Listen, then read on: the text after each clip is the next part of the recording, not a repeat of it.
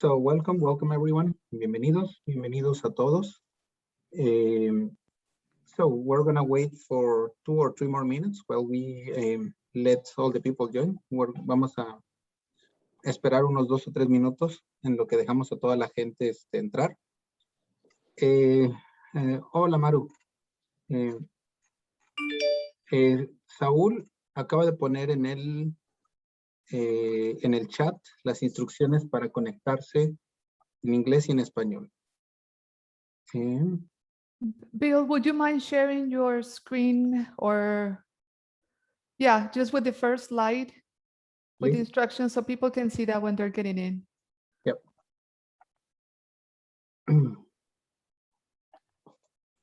Thank you. Everyone who joins, please make sure to select your favorite language or your preferred language. It can be English. And then make sure to select your language and put mute original audio. Para aquellos que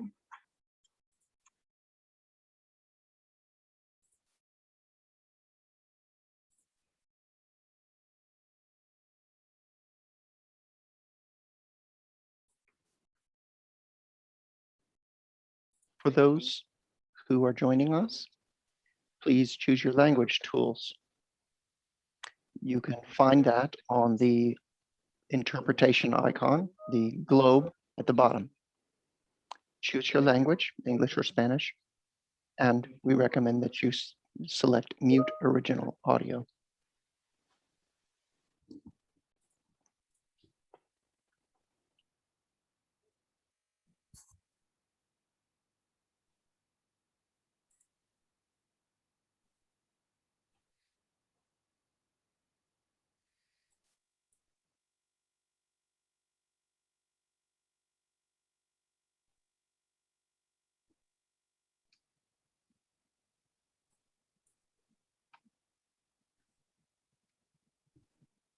For those that just have signed in, please make sure you go to the bottom of your screen, select the interpretation icon, and choose the language of your preference.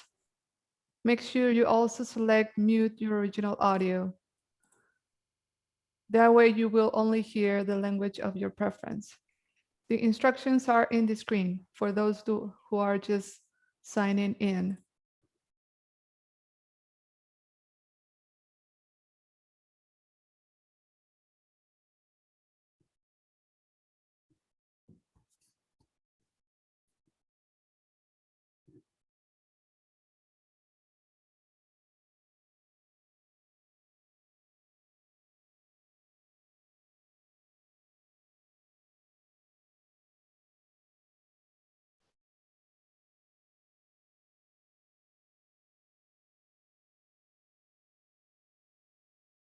We're going to wait just 1 more minute.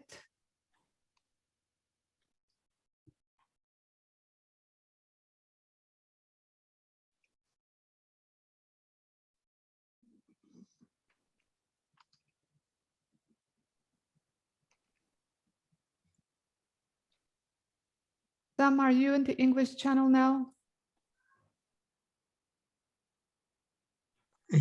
No, I'm in the English channel. I was on the original audio as everyone was coming. Okay. I was in the original audio. Oh, okay. That's why I couldn't hear you. All right. So I guess we're going to start, if that's okay with everyone. Bill and the team, are you okay with starting? Okay. We are 5 minutes after 4, and we have a lot of things to do. So let's start. We'll keep giving the instructions on the chat for people that are just signing in. So welcome everyone to the Permanent Forum of Binational Waters. This is our coffee break series event. And today is going to be hosted by the University of Texas in El Paso, as well with the University of Ciudad Juárez, Universidad Autónoma Ciudad Juárez in Mexico. So we're very glad to have them here. Please, reminded of the instructions. If you want to hear the event in English, please go down to your interpretation icon, select English, and make sure you want to unmute your original audio. That's going to be your language of your preference. Also, we want to share with the audience that if you have an event, if you have an effort, a cooperation effort as the one that we're going to present today, and you need some support and you want to share it with the forums network, please contact us. We're going to have that information on the chat in a bit, so you have the availability to use the forum. The forum is yours. It's a community forum, so let's use it for this and other cooperation efforts. And with that, I'm going to introduce, well, the topic of today. The topic of today, I'm going to read it and you have it in your screen. Overcoming divided governance. Can we improve the management of transboundary groundwater through binational cooperation? And it's going to be hosted, as I said, by UTEP and Universidad Autónoma de Ciudad Juárez. Our moderator today is Bill Hargrove. As he said, he's semi-retired. He's the former director of Center for Environmental Resources Management at University of Texas, El Paso. His research interest in sustainable management of water resources, sustainable agriculture, soil and water conservation. He's principal investigator for the USDA-funded research project on sustainable water resources for the El Paso Norte region. And with that, Bill, we're gonna give you the floor so you can present your results, your research results today. Thank you. Okay, thank you very much, Rosario, and thank you to Rosario and Sam for allowing us to present today. We're going to start with a presentation of some results on the Waco Boson, the aquifer that is shared between Texas and Chihuahua.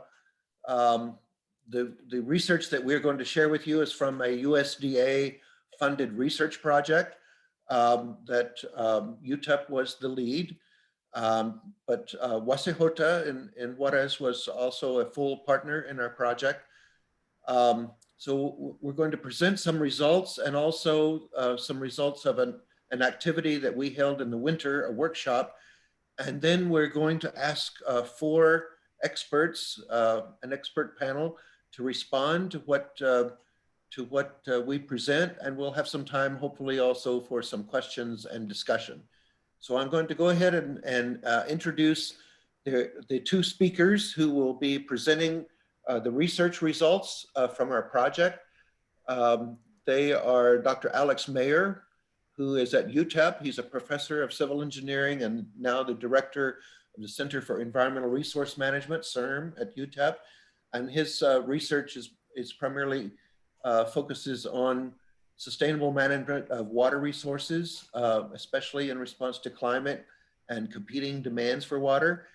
And then the second half of the presentation, I'm going to go ahead and introduce both speakers now, and they'll switch in the middle. But the other presenter is Dr. Alfredo Granados, Olivas, from Wasejota and Juarez. And he's a professor of civil and environmental engineering at the Institute of Engineering and Technology at Wasejota. And his research is also focused on sustainability of water resources, especially groundwater. And he's very interested in transboundary development of agriculture. So I'm going to turn it over to them for their presentation. And then we'll ask the expert panel to give a brief response, and we'll have time for questions and discussion. So Dr. Alex Mayer.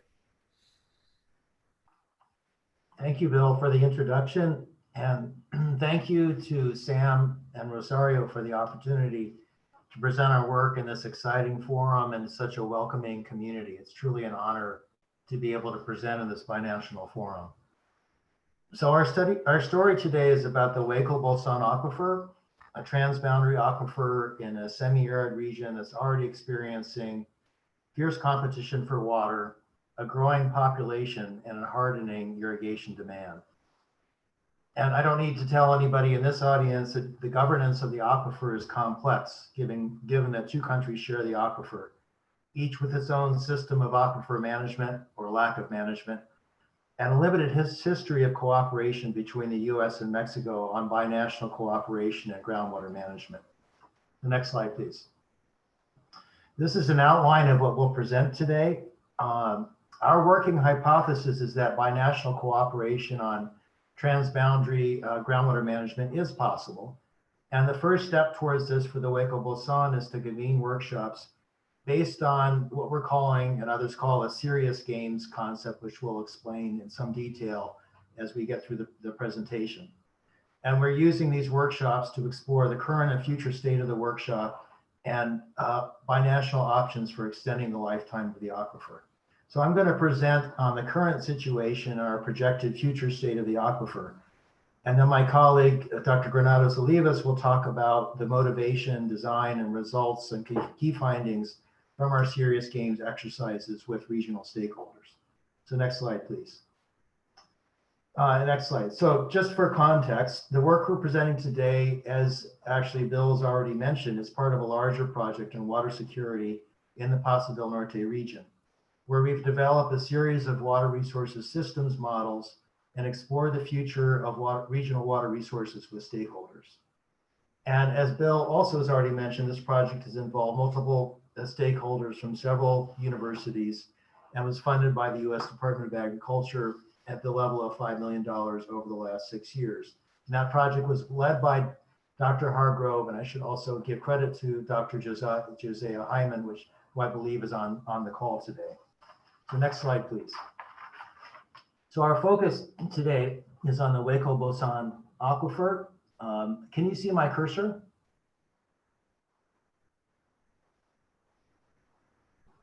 Which is located, which is located in the state of Texas in the United States, and is also located then in the state of Chihuahua in Mexico.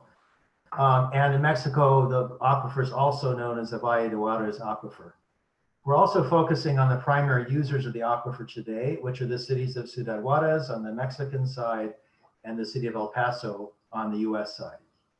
But it's important to point out that water in the Paso del Norte region is highly interconnected, with other water users competing for water from the Rio Grande, Rio Bravo, and also the regional aquifers. So this is very much a conjunctive use situation, with the Rio Grande, Rio Bravo water continuously being used to its fullest extent, and the aquifers used for a baseline of demand, and then increased use during years when Rio Grande, Rio Bravo water availability is low. So next slide, please. So to start with the current situation, what we're showing with this slide are the sources of supply for the two cities, Ciudad Juarez and El Paso. And the units here are thousands of acre feet per year. And the charts show that the Waco Boson is a primary source of water for Ciudad Juarez, and that although El Paso has a more diverse portfolio of water supply sources, the Waco Boson is still the largest source of supply for El Paso. The charts also indicate the relative share of pumping from the Waco Boson, which is the slice of the pie in blue there. So approximately 64% of the pumping from the aquifer goes to Ciudad Juarez, about 28% to El Paso, and then other users, including smaller water utilities, agriculture, are using the remaining 7 to 8% or so. And note that while Ciudad Juarez today is the major user, up until the last few decades or so, El Paso was the major user, and there was more use for irrigated agriculture. So next slide, please.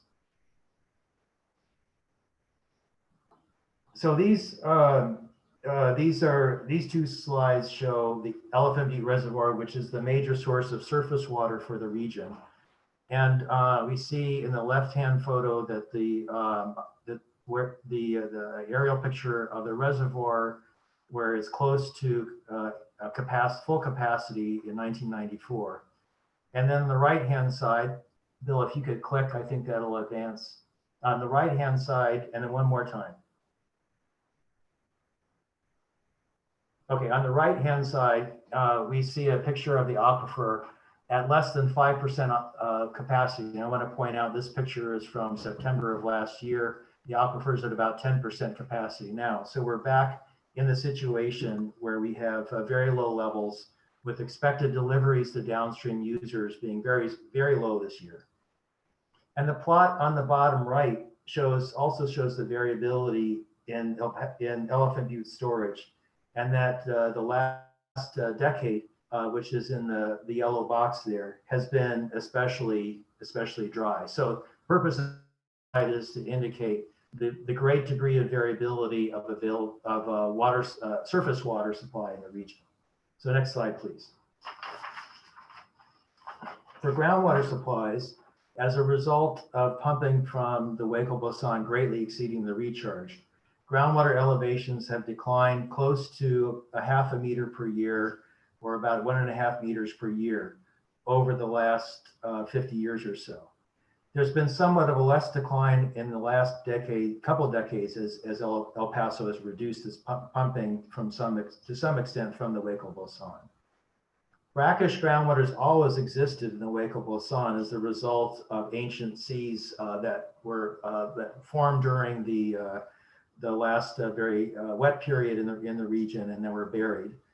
And so again, brackish water has always existed, but salinity is increasing in the freshwater supply on the order of tens of milligrams per liter per year as a result of pumping, reducing the freshwater storage and inducing lateral flow of brackish water into the freshwater portions of the aquifer. The next slide, please. So we use a very simple single compartment groundwater model to determine changes in freshwater storage with time, resulting in estimates of depletion of freshwater storage and the times when the freshwater will be completely depleted. And so very simply stated, the depletion rate is simply the difference between pumping and recharge. Recharge we estimate to be about 33,000 acre feet per year. That estimate has quite a bit of uncertainty, but we can see just about no matter what estimate you would choose, as I've said before, the recharge is greatly exceeded by the pumping. So we subtract those two numbers from each other and we have the depletion rate. And the other piece of the calculations that we need to calculate the depletion time for the freshwater in the Waco Boson is the volume of recoverable freshwater. This is also a somewhat uncertain number, but we're using a conservative estimate of the volume of freshwater remaining at 6.5 million acre feet. And then doing the division there, taking that volume and dividing by the depletion rate, we come up with a time to depletion of just a little bit more than four decades, given current pumping rates and our current estimates of recharge. Next slide, please. So now on to the future, onto our projected scenario for future conditions if the Waco Boson continues to be managed with business as usual. So these are the major assumptions between our business as usual modeling and calculations. We're using a time period of the next 50 years.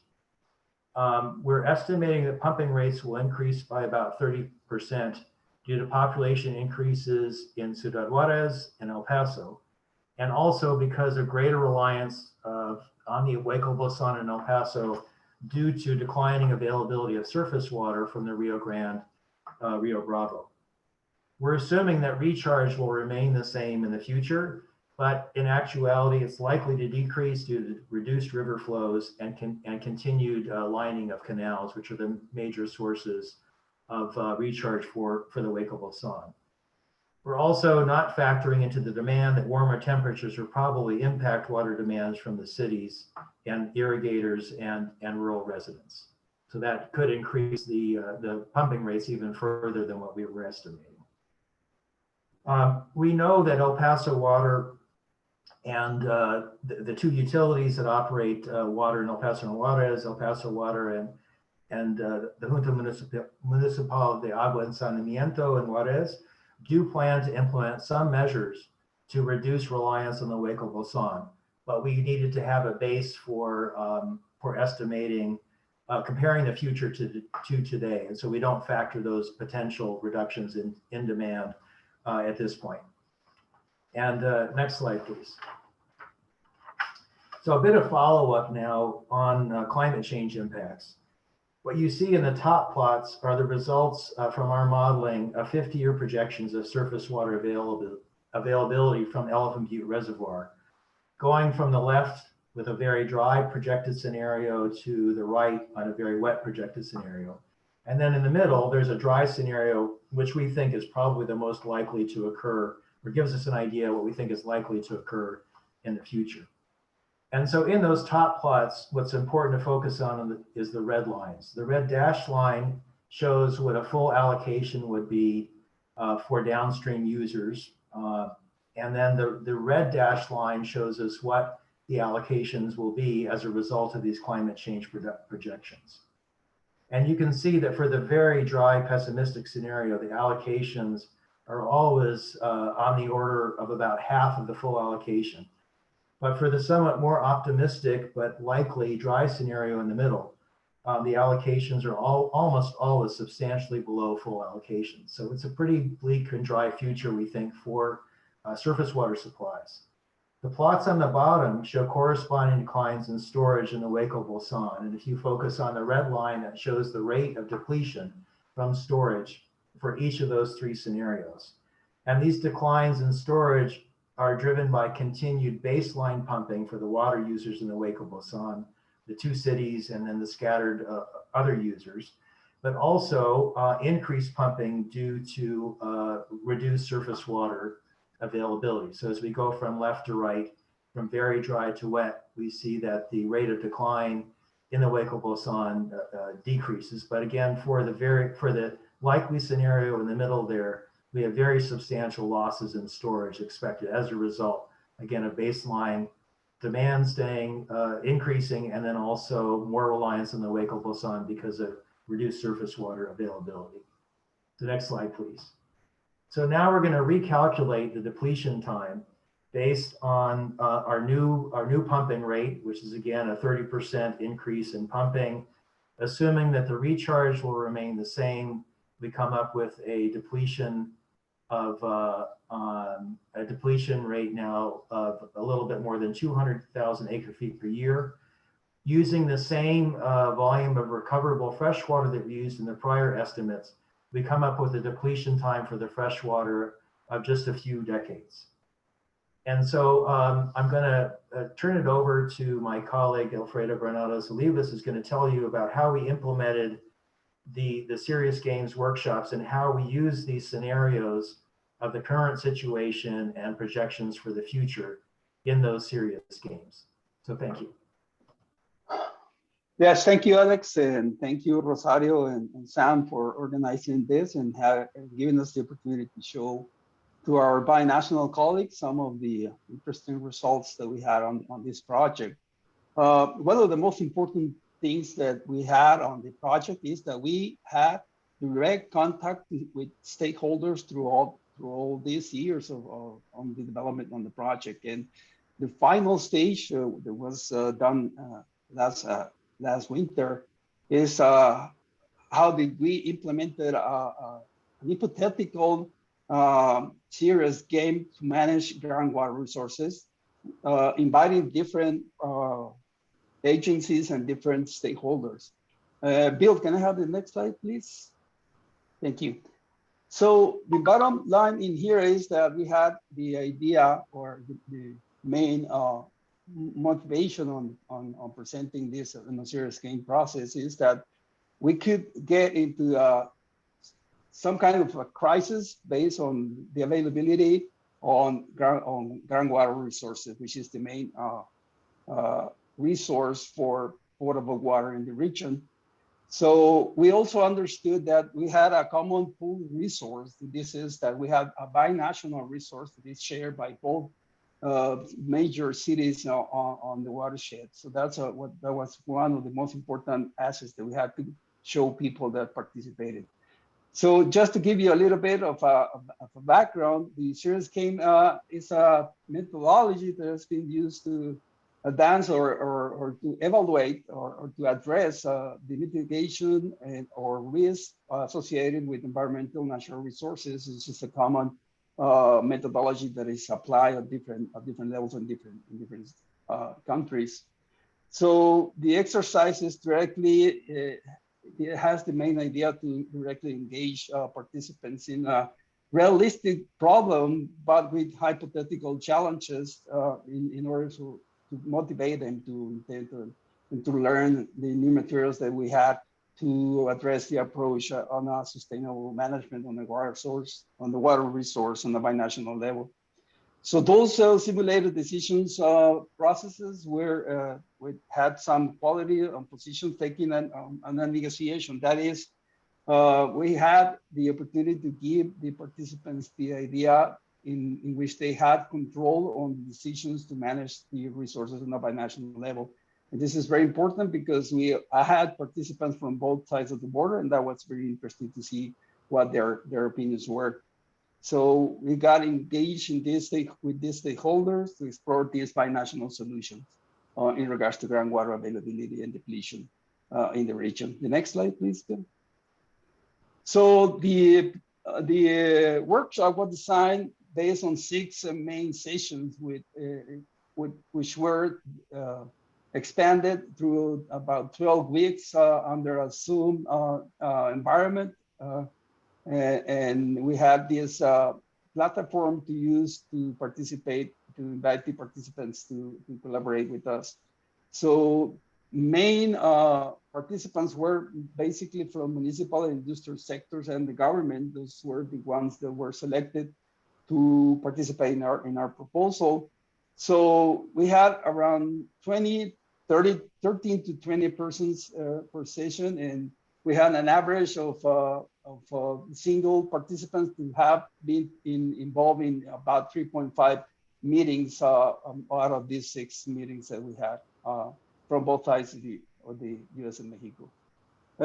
So the main focus or the main frame that we had, the use is that the Waco Boson, and we explained the current situation as Alex did already explain to you some of the numbers. And we also had the proposal of addressing the problem with business as usual protocol. That is, we were just modeling as we had on the actual data that we had showed you based on what Alex has presented. And also we wanted to understand, or we wanted to show them, or we wanted to participate in how we can prolong or extend the life of this aquifer. So we also provide them the focus that the main users of water were the main utilities, the principal water utilities in the region, which is the El Paso Water Utility and the Junta Municipal de Agua, although there were also some other considerations based on irrigation in agriculture. So we did present the models and some of the methodologies that we used to have these numbers and to estimate the depletion rates based on what the current situation or as business as usual situation, using as the best information that we had available or based on different studies that we were able to get on our hands. So we went through this model structure and some assumptions were made. And also we did some projections forward through time and asked the participants about if they felt that the model were confident accordingly with what we were showing to them. The next slide, please. So the decisions were considering decisions were 4 main basic assumptions. And this were the questions or the basic frame that we explained to them. And the first one was how long should we extend the life of the fresh water available in the Waco Boson? So in this case, everyone agreed that we had to reduce the depletion rate that was happening accordingly with what we showed them. But we also asked them on the estimates on how much they think that that we should reduce the depletion and how much should we push that number. So we also asked them by how much of that reduction on pumping should be by each one of both cities. So that means that how much pumping should be stopped from Juarez and how much from El Paso to reduce this depletion. So the numbers were, reduced pumping about 67%, and in Ciudad Juarez, which is more than in El Paso. That is, Ciudad Juarez currently pumps more water than El Paso, according to what we already established on the presentation. And we also addressed if we should reduce pumping by equal amounts, like it would be like, for example, less impact for Juarez because we pump more water from the aquifer, or if you should equal percentages, and that will mean that we should, without what the Ciudad Juarez area, will have more impact on the volume of water that we're able to pump from the system. So we also addressed what measures can each city take to reduce pumping, and also we addressed on the issue on the cost of reducing pumping, and we had different approaches from each city. For example, Ciudad Juarez could address or attend the reduce of leaks that we had on the water distribution system, on the potable water distribution system in the city. Or, for example, El Paso could reduce the outside use of water, like in lawns and stuff like that. So different options for substituting this water from the aquifer on the Waco Boson was, like, for example, expand desalination on the case of El Paso. Obviously, Juarez just to start or consider desal as an alternative. And also we gave them the option as the aquifer recharge and treated wastewater, to use treated wastewater as a potential recharge to the aquifer.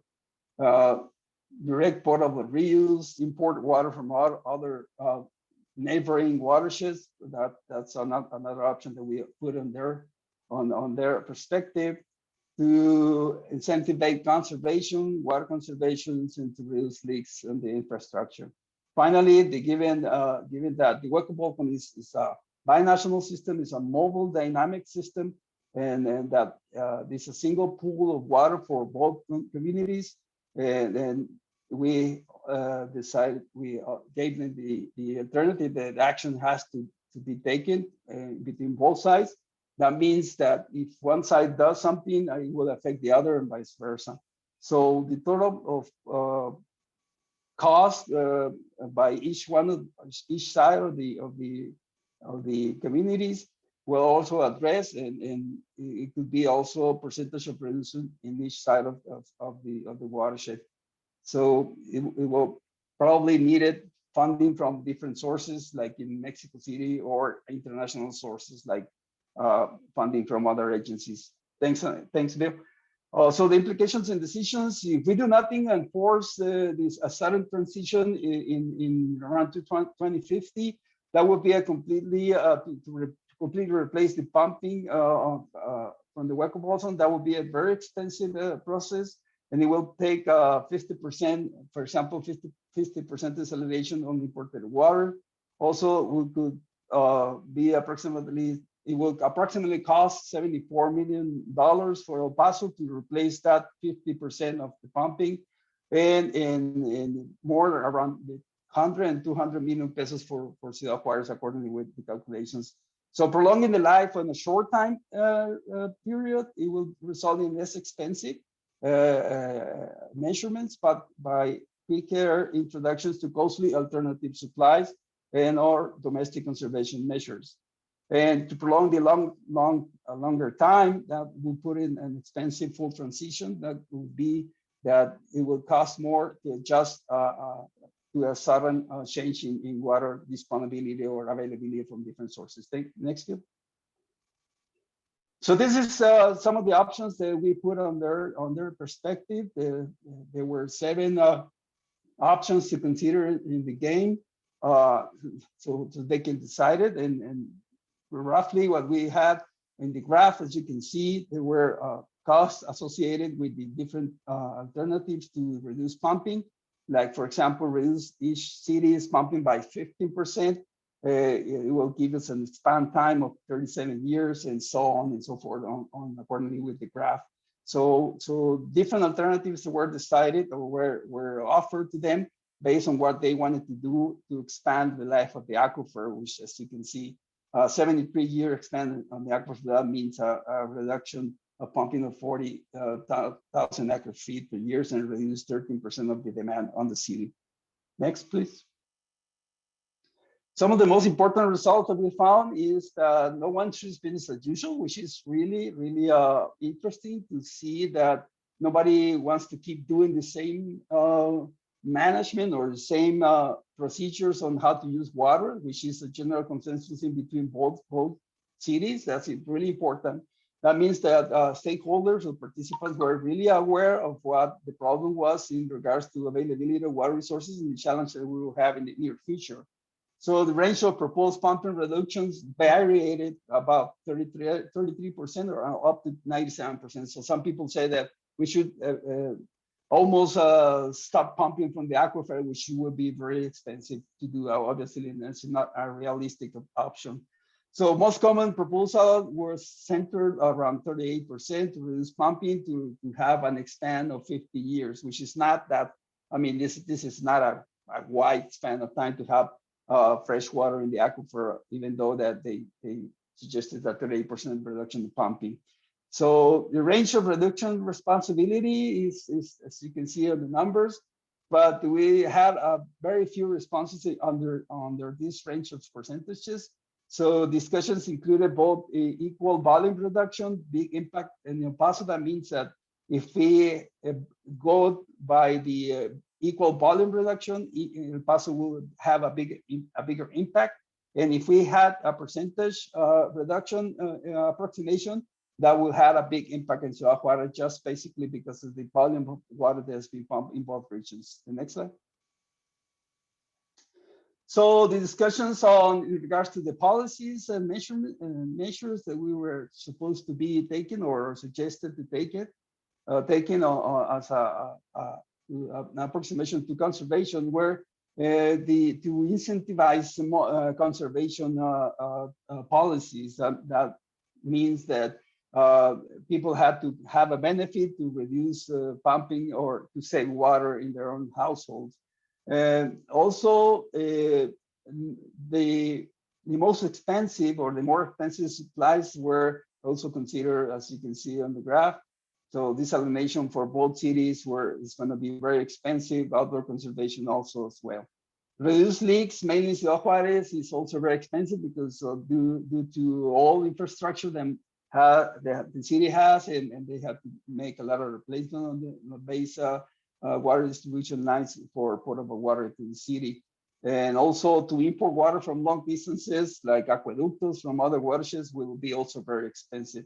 So there were no real consensus or direction to follow up based on their responses. So the best options were dependent on getting a clear sense. That means that we should explain a bit more on the timeline goal. That means that we were also addressing how long they wanted to expand the life on the aquifer, and also to reduce the distribution of costs and costs on these different actions.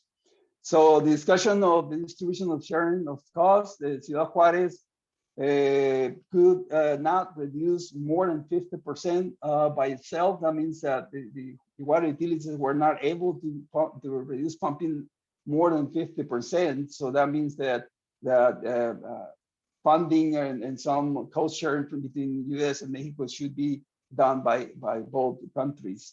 So we did not consider the many supply gains and water saving measurements that might be cheaper in Mexico. So there were no single consensus on who should pay for reduction and supplying the demands on the water for both cities.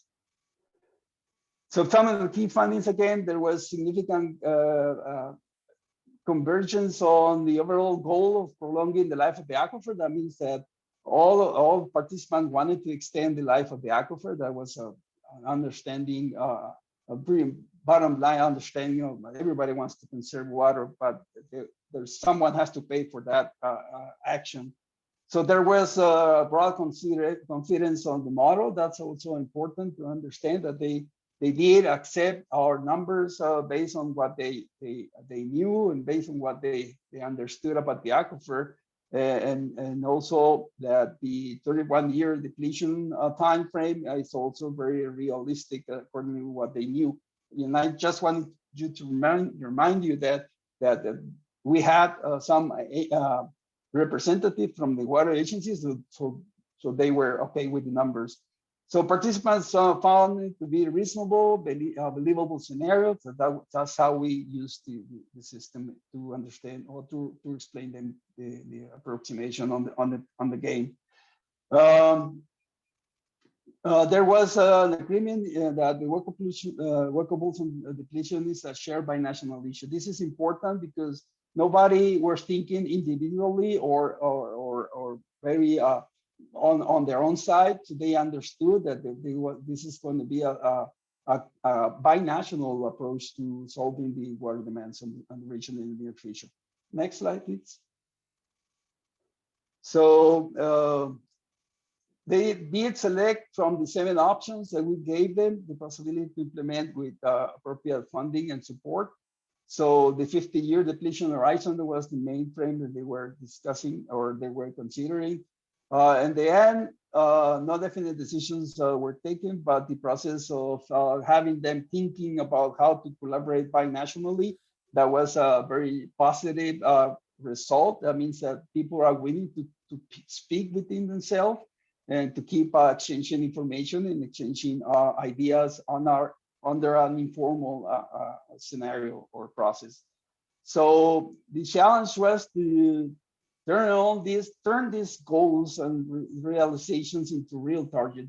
That is, how should we move forward our agenda and make this serious game approximation a serious exercise? And that's pretty much what we want to understand today based on the opinions of the experts.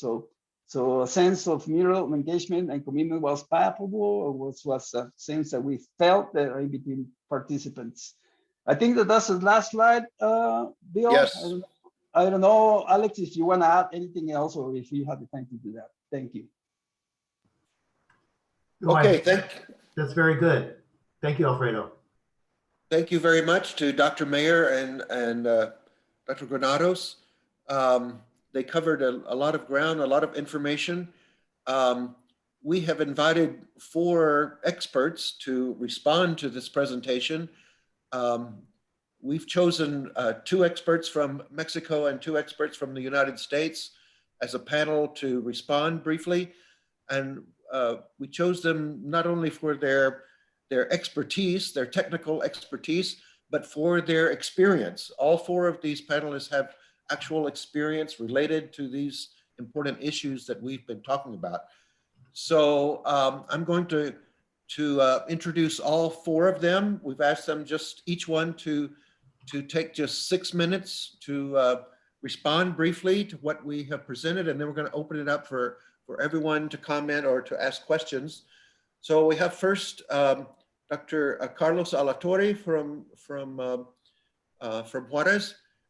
He is a professor of geoinformatics at Usgs and now currently the director of the Rio Bravo Basin within Conagua. And his research interests are in geo-environmental processes and global change, water and environmental sciences, and water administration and public policies. And then we have also Dr. Oscar Ibanez, who's the executive director of the Central Board of Water and Sanitation in Chihuahua. He's also a professor at Usgs, and he has more than 30 years of experience as a consultant in geotechnics, environmental engineering, and public policies in Mexico, United States, and Canada. And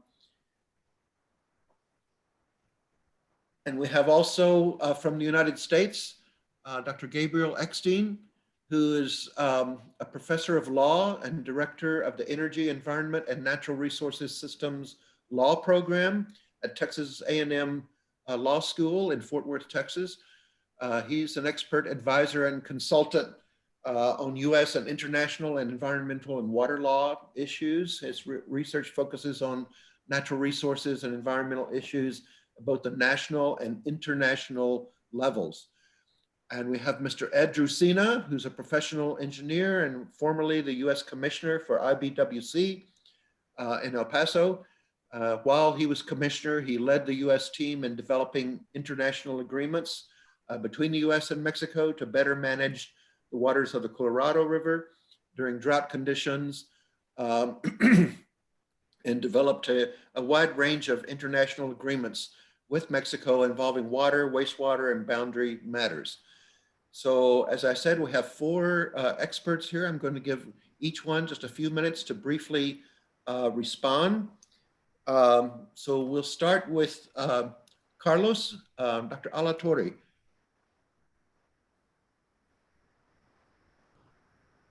Go ahead.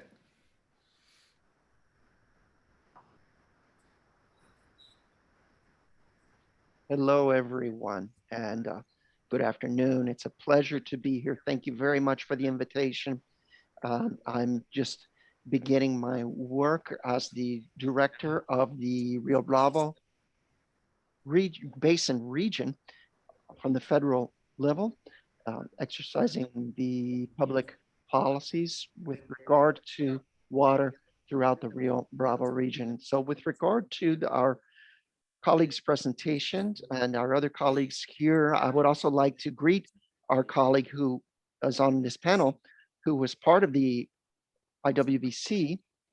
And I think our question really is how we can give some framework to a series of actions, how we could operationalize some binational action in both countries. So I do not want to leave out that we have a minute from 1970, that's minute 242, which states the rules of operation for these binational programs for the management of the cross-border aquifers between Mexico and the US.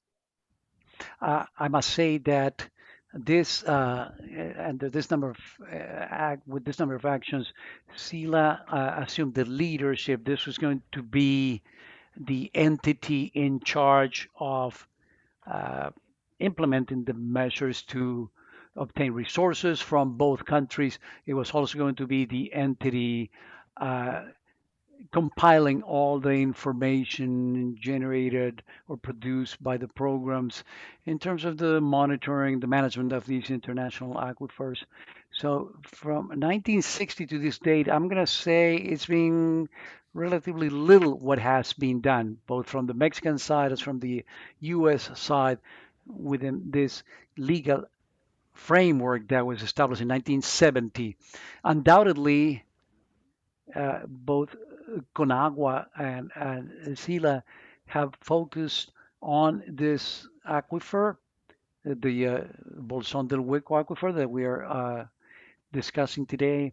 But without any doubts, the results from this project, which was an initiative from the Universities of Texas, New Mexico, and Chihuahua, I think that this particular project could be the tip of the spear, so we can again set guidelines or set the framework to again gather binational authorities, Conagua, the Central Water Management of Chihuahua, as well as the other the entities from the other country.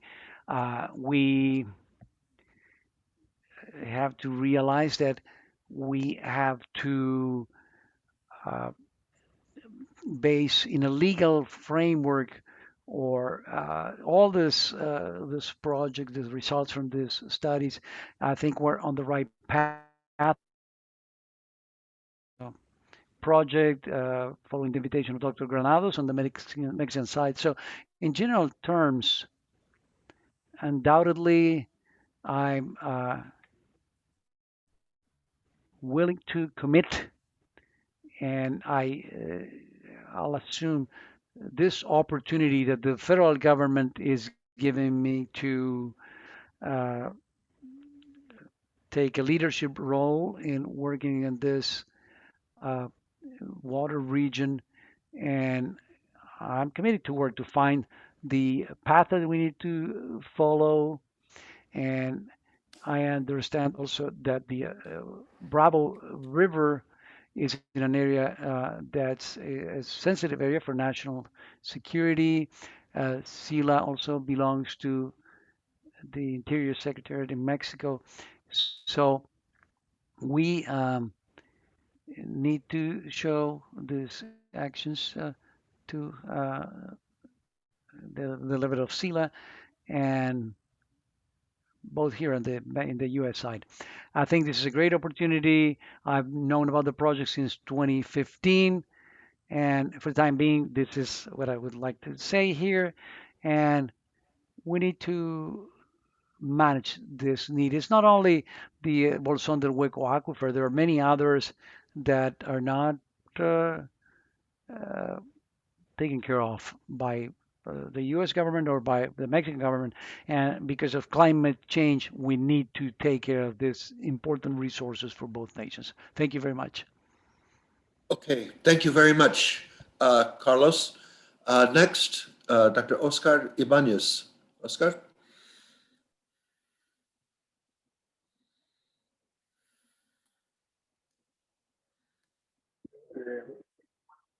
Yes, good afternoon, everybody. It is uh, obvious that this is a problem that needs to be managed from the binational perspective. Now, we do have a formal uh, binational entity, as Carlos said. So the agreement of the main engineers from 2009 and there are other specific activities that have been carried out to approach this issue formally from a binational standpoint. We have moved forward, but also there have been other informal parallel efforts. I think we all recognize the efforts of the El Paso Water Task Force from 1999 to 2009, more or less during that period when several things were done. I was looking at the charts from the study. I think the the first data about this issue was generated by that task group, and this is also that's important for the SELA authorities, but also for municipal authorities, academia, and there are people from the community who participated. There were some interesting things that emerged. I remember the binational map of wells, the mapping of the aquifer. I think there was a progress, and I want to underline the fact that those were simultaneous efforts. It was maybe a more flexible structure, maybe less formal, but that at the same time allowed for a very good collaboration. And I want to mention an important difference. This binational formal cooperation that has to go through Mexico City and through Washington, D.C., it has a very strict uh, framework that we can't, there are lines we cannot cross. But this binational project, cooperation project, and what El Paso Water Task Force did, that allows for more flexibility and more discussion and for moving forward certain projects. And I think these are complementary efforts. I think we should not lose sight of the fact that both things are needed. The local efforts, on the other hand, explicitly activate local efforts in each one of the countries because when we talk about binational cooperation, we have to assume that there's something being done on one side of the border and something being done on the other side of the border so that uh, cooperation occurs through those things that are being done and not just by the initiative of one side or the other. So retaking those activities, the activities of the local actors, local stakeholders. So that's very important. So there is an effective binational cooperation. When binational cooperation occurs only in the highest spheres of power, it's not really effective. It doesn't mean that it's not useful, but it requires this other effort, this other complementary effort from the base, from the local actors. For example, some of the things that are proposed here in this portfolio for both El Paso and Juarez. And we also know that Las Cruces or Ñana need to be involved also because of the volume that's being used for both Juarez and El Paso, the volumes of water used for irrigation. Now, so for those actors to really start doing things, SILA or CONAGUA or the U.S. Bureau of Reclamation cannot do that. It has to be the local actors who reach those agreements. So I think the model that we need to continue with is a complementary, collaborative model between the national cooperation, national governments, and also a local efforts that can actually be the foundation for the federal actions. And that's it for me. Okay, thank you very much. So moving now to the two panel members who are from the United States. First, Dr. Gabriel Eckstein. Thank you, Bill. So I want to build on something that Dr. Ibanez was talking about, which is this local perspective, because I think this is absolutely critical. As he said, we do have a formal structure. We do have a formal structure that is at that national to national level. But at the same time, it is the locals who are the ones who are going to be living the water situation. And there has to be some kind of mechanism to incorporate the local stakeholders into the formal process. So while we do have a formal process, it really needs to be formal but local. And so I would go a step further than what my colleague was just saying, that those local institutions, the local stakeholders, they have to be incorporated into that formal process so that they have a stake and they have a say at the table. We saw this done to some extent with minutes, was it 318, 319 on the Colorado River. And I think we need something very similar in this context where we bring in folks who are very involved with the process and have a stake in the outcome. Now, I think there's been some question about, what's the way forward? Should we establish a commission? Should we establish a task force? And so on. I'm not as concerned about, what it is that we create as much as who's involved in it. And again, this goes back to the issue of that local involvement.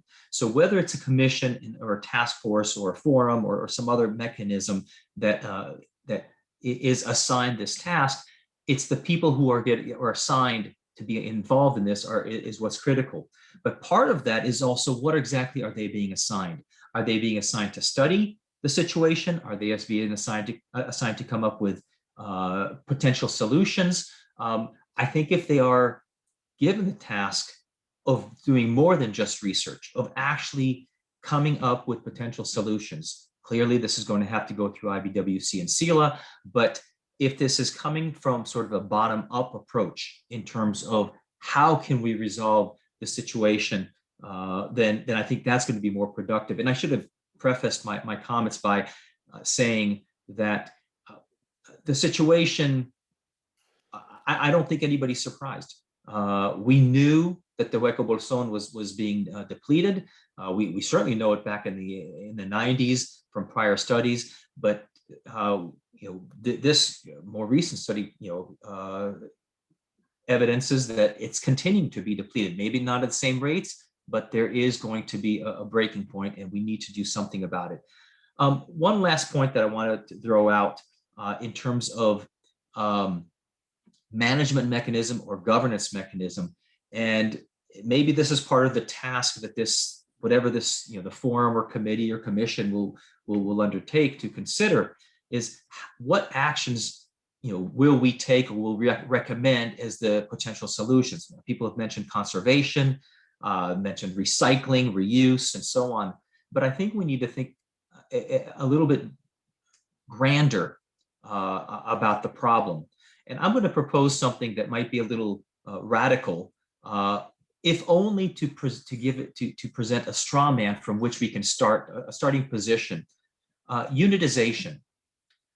What about considering the Waco Boson as a single unit, having a governance body making decisions as a body on how to manage and allocate the aquifer? Right now, we have two sides, the water utilities on both sides making these decisions. They get together, they share data, they go, but they do things separately, and trying to make decisions about how much to decrease on one side or the other or by certain actors, it gets complicated. But if this is done in one body that has that authority to make decisions for the entire aquifer, yeah, there will be fights, I'm sure. But I'm wondering if this might be a starting point for a discussion for the more sustainable management. Somebody talked about sustainability in the comments, but for the more sustainable management of this aquifer, where it's managed as a single body, but of course, deciding, well, pumping in certain locations under certain conditions at certain rates, but considering the entire body as one unit, and in that way, sort of managing the depletion over a certain time horizon, and in that way deciding, well, do we want the time horizon to be 30 years, 50 years, 80 years, or whatever else it may be. So this is just something that I want to just throw out, at least for conversation. Thank you. Okay, thank you very much. Last, we have Mr. Ed Drusina. Thank you, Bill. Thank you, Sam, Rosario. It's a beautiful day here in El Paso and Ciudad Juarez. I'm looking out the window. It's a perfect day to be outside. Fortunately, we're still inside and protecting ourselves from COVID, but nonetheless, it is a beautiful day here. I've had a keen interest in the water issues here in El Paso, Ciudad Juarez region for many years. We certainly hit a high point when I was invited to be on this panel, but also to serve as a commissioner for the IBWC. So thanks to everyone for giving me this opportunity. We were given 3 questions to kind of focus in on. First one is, binational action called for, and what is the best form for this action to take? As was noted in the presentation that we started off with, the Waco Boson is a major source of water for the city of El Paso, Ciudad Juarez, and this region. It's being depleted at an unsustainable rate. So undoubtedly, yes, binational action is absolutely necessary, and it's now that we need to take that action. We share this one water source, and the El Paso and Ciudad Juarez pumping is depleting at a rate that will impact our children. Let me repeat that. It's going to impact our children, not 1 or 2 generations down the road, but to our children today, if we don't take aggressive steps now to better manage the amount of water that is being pumped. The social and economic futures of both Mexico and the United States in these 2 cities will be dramatically impacted. Formal and informal actions need certainly to be taking place now. Informally, we need to spread the information that has been collected by the Serious Games Workshop and in other studies that have taken place. However, we need to first get organized and develop a binational leadership group that is charged with developing the strategy moving forward. The binational group, I think, needs to have resources, so they need to have members that are influential and in positions of authority. This group must chart the course that both countries agree upon that will result in significantly reducing the withdrawal from the Waco Boson. The second question was, what solutions would you consider most effective and how can the cost be covered? In order to come up with solutions, we must first agree on the problem. All of us in both countries that are responsible for studying, delivering, or using this water must formally agree to the problem. Then and only then, together, we can begin to work on how we should move forward. If we are united, we can influence public and private interests to join us in developing solutions. There are several potential technical and financial supporters. One has been the EPA. Since 1983, the La Paz Agreement between the United States and Mexico, the EPA has provided funding that is directed at correcting the environmental problems that are occurring along the US-Mexico border. The EPA's Border 2020 program is due for an update if it hasn't already been updated, but it should be well on its way in being updated. We need to gain support from local, state, and federal leaders. The Department of Interior is another potential supporter, although it is strictly domestic. And then, of course, the North American Development Bank that has created the conjunction with NAFTA is at another potential source of financial support. They have funded millions of dollars of improvements in Mexico and in the United States, and they've provided a considerable improvement to the water quality of many border communities. The final question that we were given was, what is the best immediate response? What is the way forward? I believe a serious problem, such as I mentioned earlier, requires the creation of a binational group, a binational task force that is charged with taking the leadership role in developing solutions that address ways that will extend the life of the Waco Boson. The objective is clear. We need to find a way to reduce the rate of extraction from the Waco that is fair to all parties.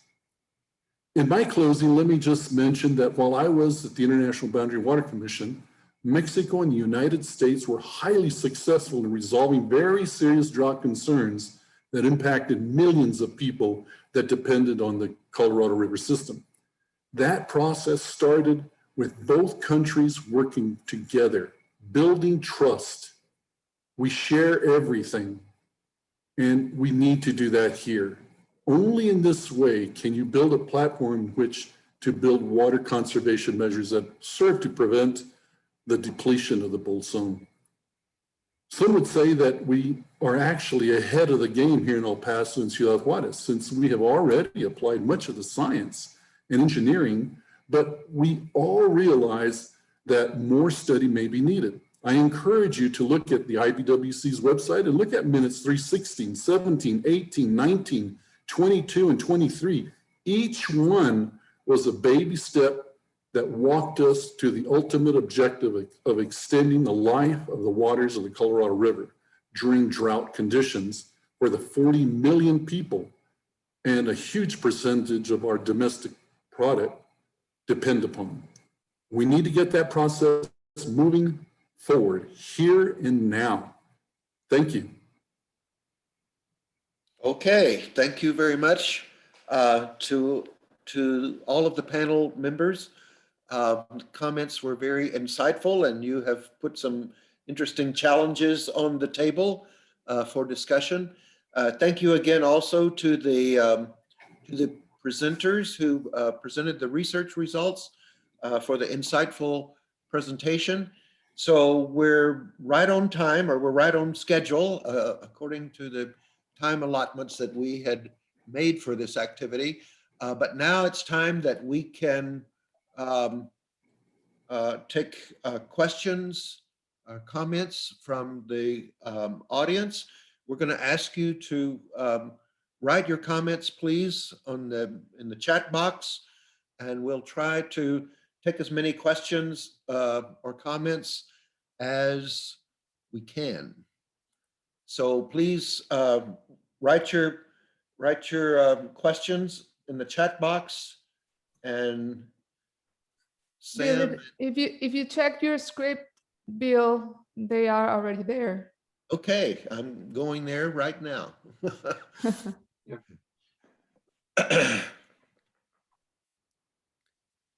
So first one that I see here is from Randall Henson.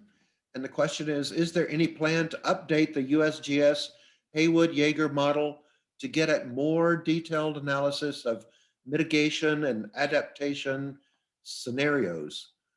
So I don't know, maybe Alex, could you answer that? Yeah, I'll try. I understand that Saurav Kumar, who I think is on the call here today, and his colleagues at Texas A&M AgriLife are planning to upgrade and update the Haywood Jaeger model. And I would agree it would be great to have a more sophisticated model than the simple one compartment model that we're using as we start to move into trying to make more decisions, more detailed decisions about how to extend the life of the aquifer. Okay. All right, thank you. Next question is from Ruben Chavez. The full depletion time refers only to fresh water. What about an estimate of the brackish water stored in the aquifer and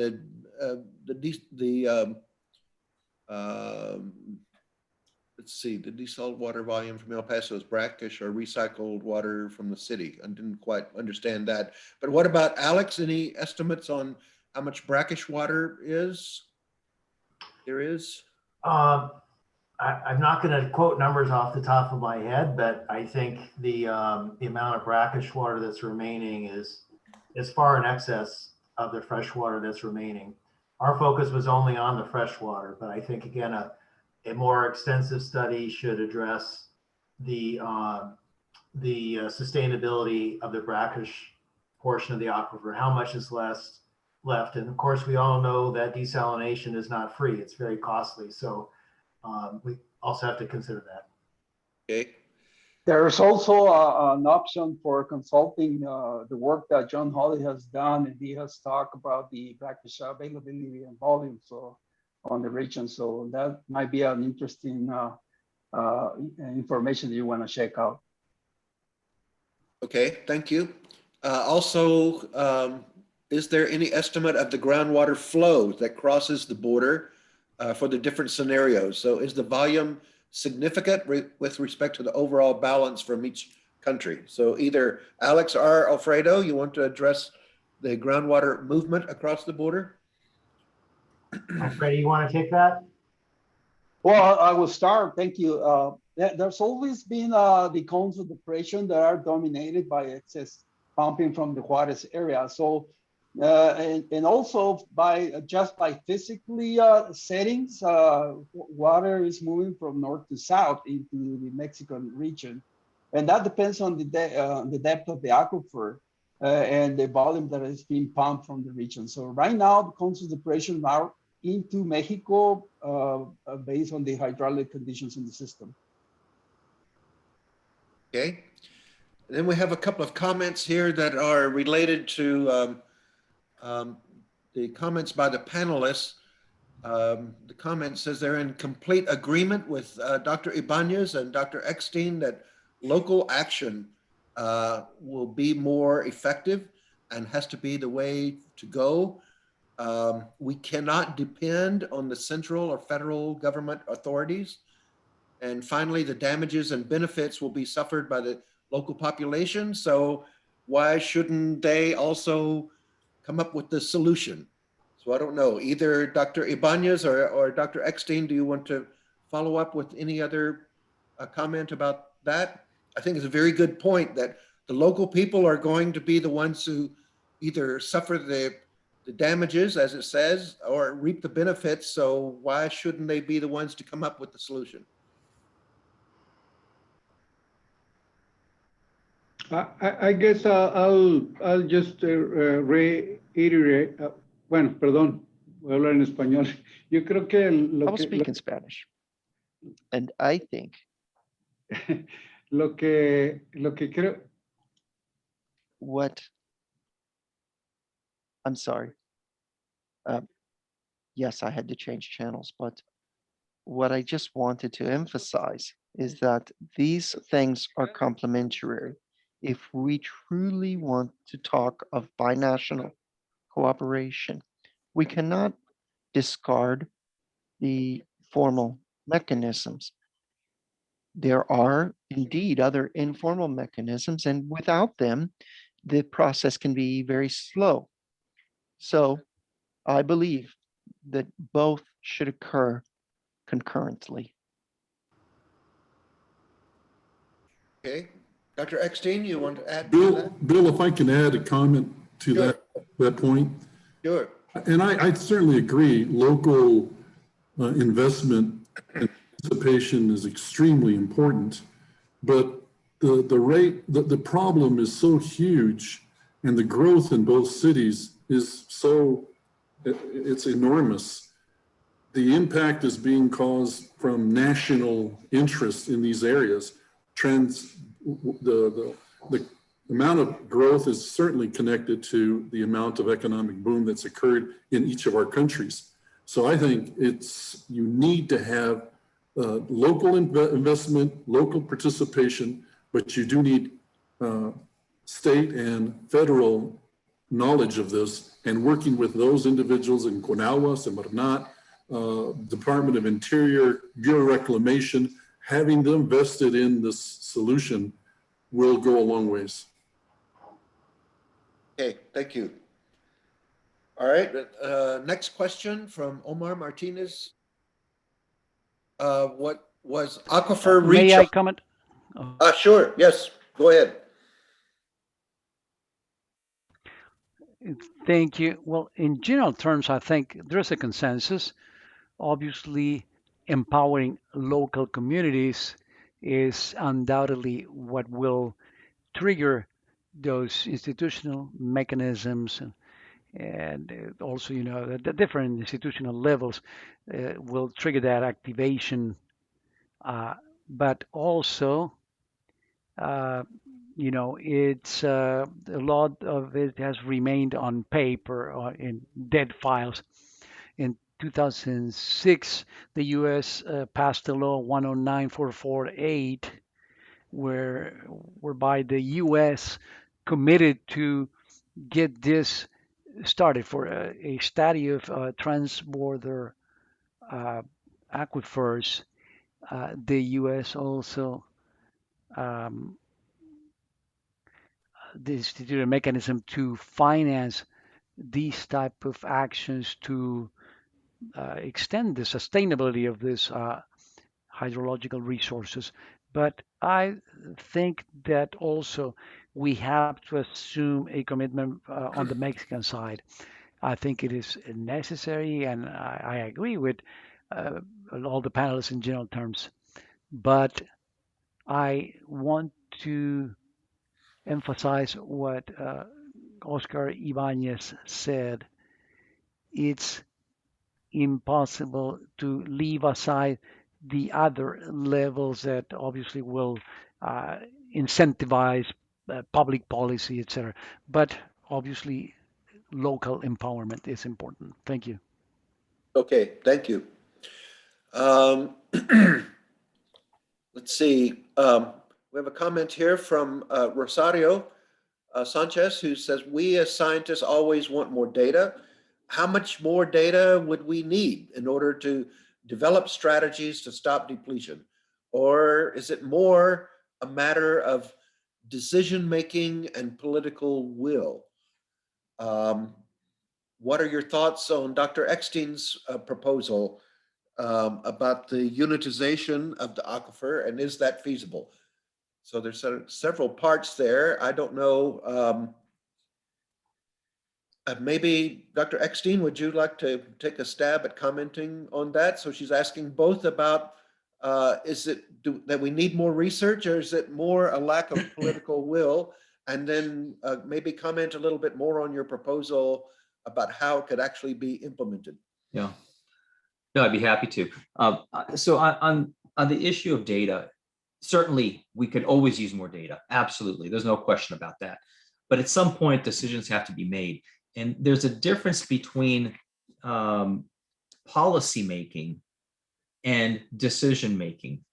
Policy making really is making those decisions based on the data that is available. And at some point, you have to make a policy decision. When you get data from scientists, they tell you how much water you have or where it's flowing and the quality, and they will project into the future. But they're not going to tell you exactly who can use it and how much they should use, and how much we should be depleting or not depleting, or how much recharge. Those are policy decisions, and those policy decisions have to be made at a political level. But I also want to emphasize that that political level, going back to what's been said before, has to integrate local decision makers and local users and local stakeholders. Absolutely, yes, involve folks from the different environmental agencies and water agencies at the federal government, at the state governments, and so on.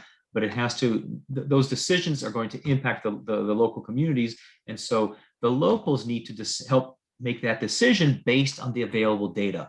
It'd be great to have more data, but at some point decisions have to be made. If you look at the Texas Water Plan, for example, which is sort of this bottom-up approach, there were decisions made 30 years ago and 20 years ago based on the data that was available at that time.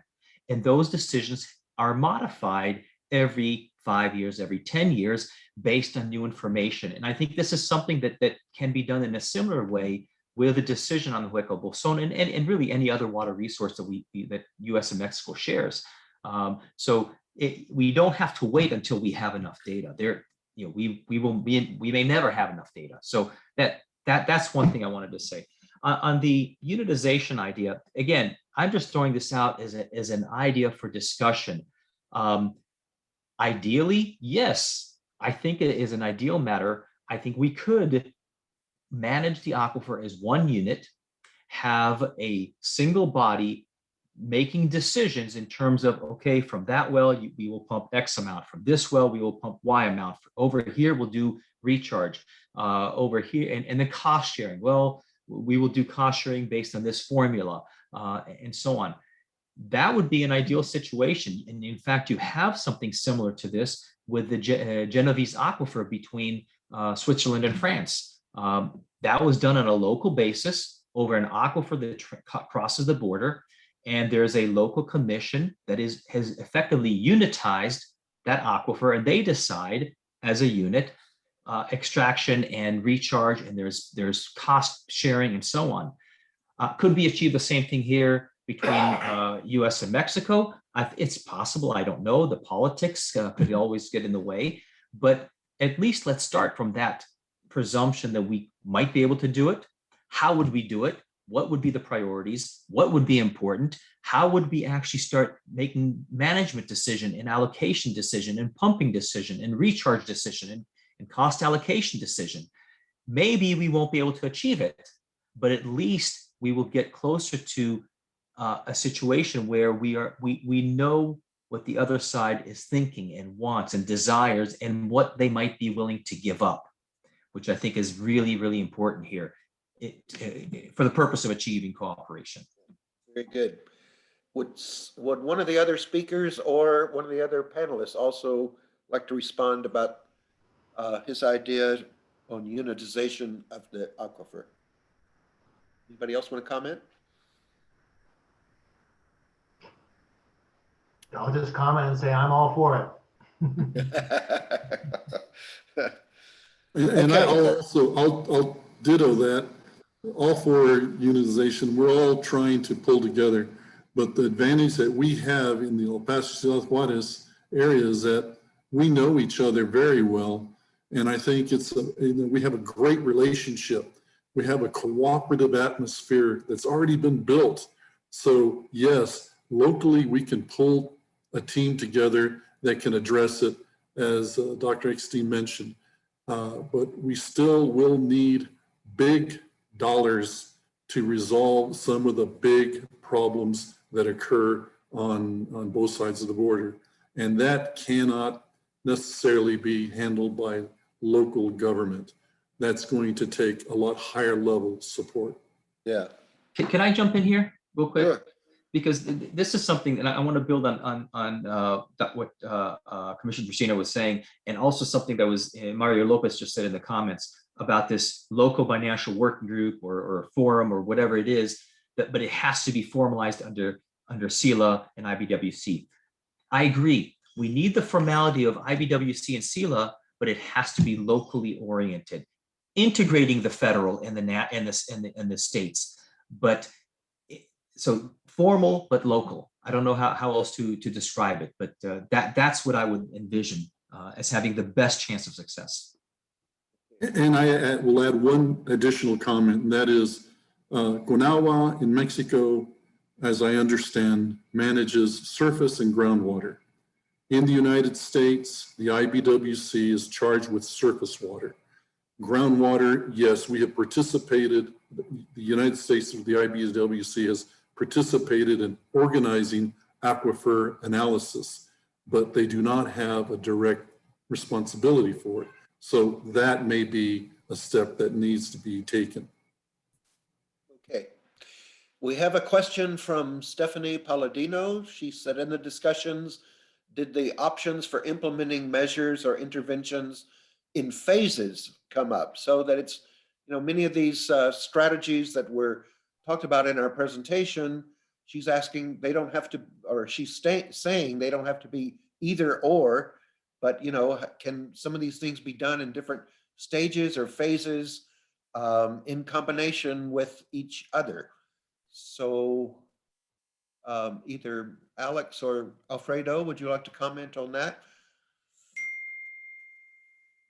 Yeah, I think that it's important to understand that I think that what Gabriel pointed out, the baby steps to move forward in the binational agenda to manage the transboundary aquifer systems.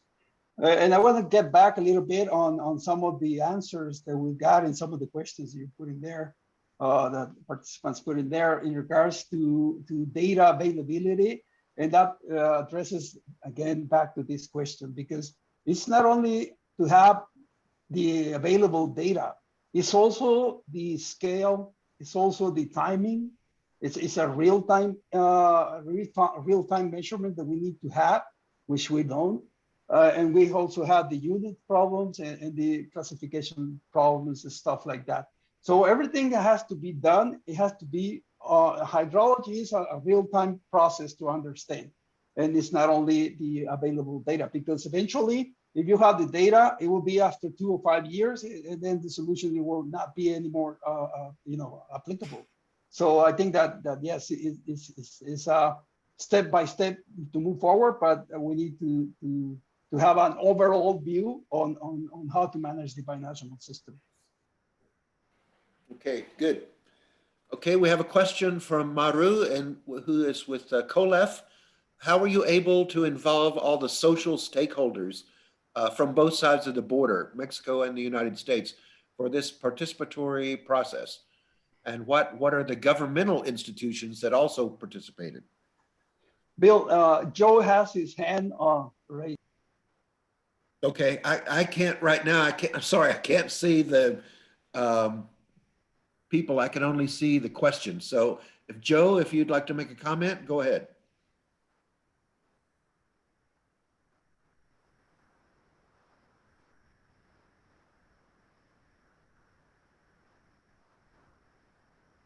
Joe, we can't hear you.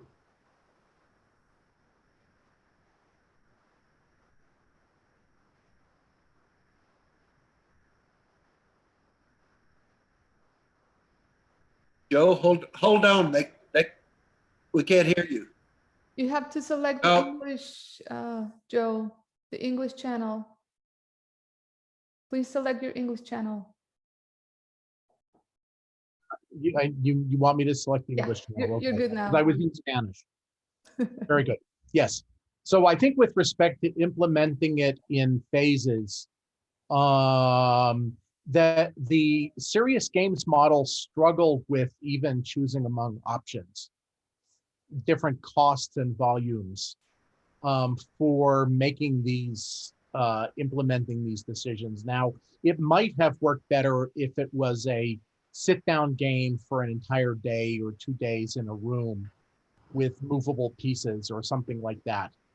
And that may have been a limitation of doing the event serious game in little pieces on Zoom.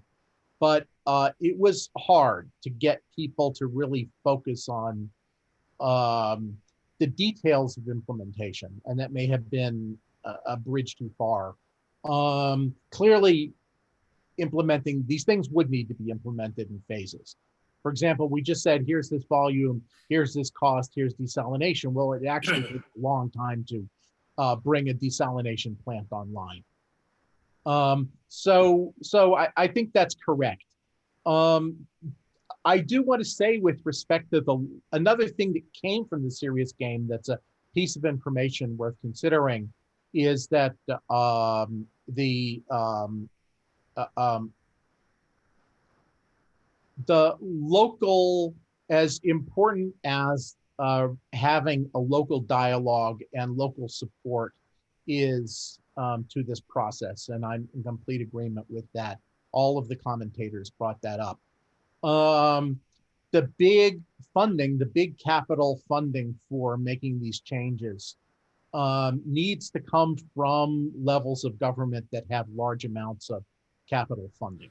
Unless you give these local organizations the ability to implement many billions of dollars of bonds, and that can sort of occur in the United States. It's a challenge. It's very difficult in Mexico. Then I think we do need to bring in higher levels of government to fund decisions that may be, the decisions may need to be local and regional, but the funding will need to be from a higher level. And that is not just, my opinion, that was clearly brought out in the game, where we start talking about what Sierra Juarez can do to reduce its pumping, which is in the current day, not in the past, but in the current day, the biggest stressor on the Waco Boson. But quickly it turned around to saying, how can we support Sierra Juarez in reducing its pumping? Because otherwise it's an enormous burden on a city which has many needs and burdens. So I think that that's something that everybody in the game respected and started to work with in the discussion. Okay, and since you were already talking, the question was about how we engage stakeholders. You want to just comment about that? How did we engage stakeholders from both sides of the border in the serious games activity?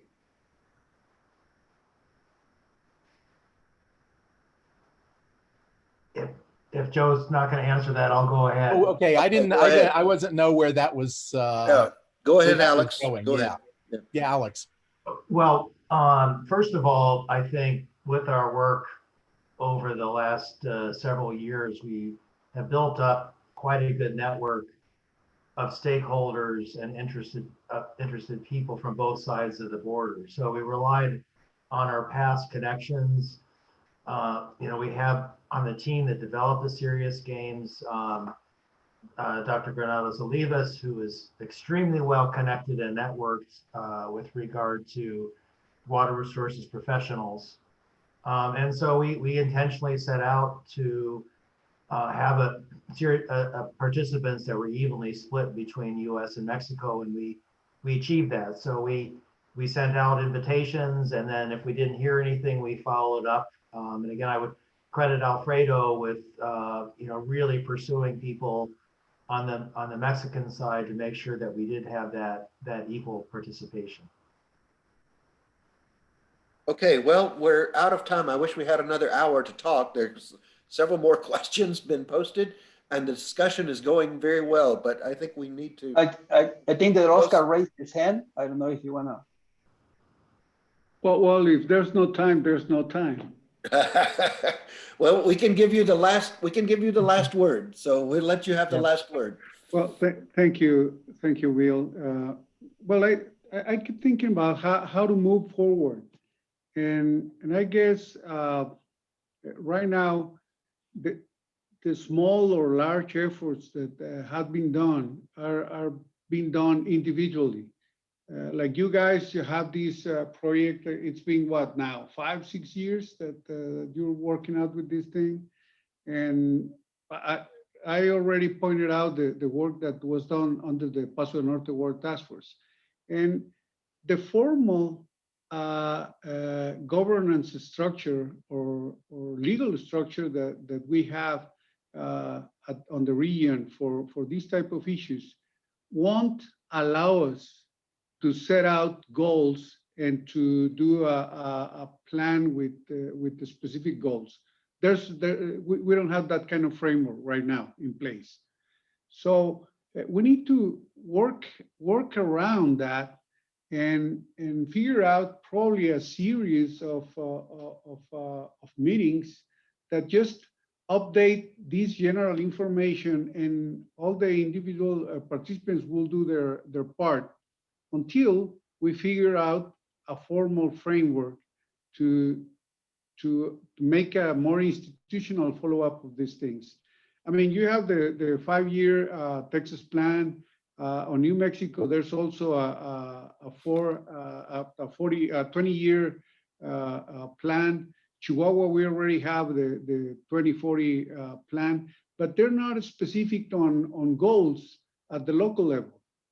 And there's not a real interaction with irrigation users and public use users to come up with goals that work together or that work well for everyone.